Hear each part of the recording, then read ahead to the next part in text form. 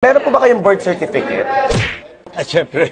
Ano na tayo mo na po yun? Walang suot sa isang island.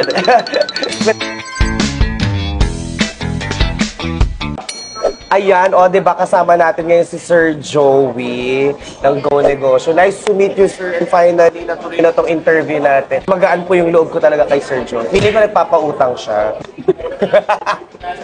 Tarot lang. Right now kasi, may event tayo dito sa likod, Go Negosyo Tourism Summit. Pwede niyo po ba kung bigyan ng explanation kung ano po ba ito? Matagal namin ginagawa yung Tourism Summit kasi malaking bagay yan sa Pilipinas. We have the assets, we have the content, we have the people. How do you project that? That's where communications is very important. Basically, on my understanding, showcasing Philippines at the same time, business. Correct. Favorite mo daw ang Coron. Totoo ba? Ano bang meron sa Coron? Nag-scuba diving ka ba doon? Nag-snorkeling ka ba doon? No, kasi sa Coron, ang daming isla dyan eh. So, yung lahat ng beaches dyan, perfect. If you want to be an island, you're two with your companion. No, walang tao. You don't need to wear anything. Nobody will see you. Natry mo na po yun, Sir Joey. No, but I say, walang tao dyan. Sa daming island. Pero natry mo na po yun, walang suot sa isang island. Gusto mo po i-try? Ano po yung parang pinaka-marirecommend mo sa mga turista na dapat nila puntahan? Well, syempre, the Visayan Sea, you're hard to compete. But there's another place that many people don't go. It's Siquijor. So, Sir Joey, favorite ko din dyan. Parang for me, it's underrated. Pero grabe, ang majestic ng place. It's the right term for Siquijor. It's really majestic. So aside from destination, ano naman po yung recommended yung activities? well, the most popular is snorkeling and diving. Yes. Diba? That's the best. The most important, pupunta ka sa beach, you have to learn what's under the water, no? Ano naman yung marirecommend mo sa bisita natin na food?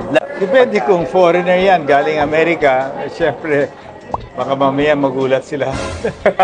Kain sila lang balot. You try to go for their delicacies there. Coron, maraming lobster dyan, no? Everywhere. Kung nari, may pupuntahan silang lugar, they should try kung ano yung delicacy dito. Tama.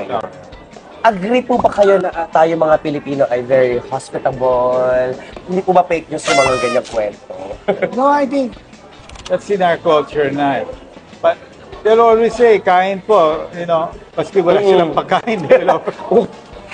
Nagyaya ka ng kumain, tapos biglang kumain, kumain naman siya, tapos wala ka naman pala maihain.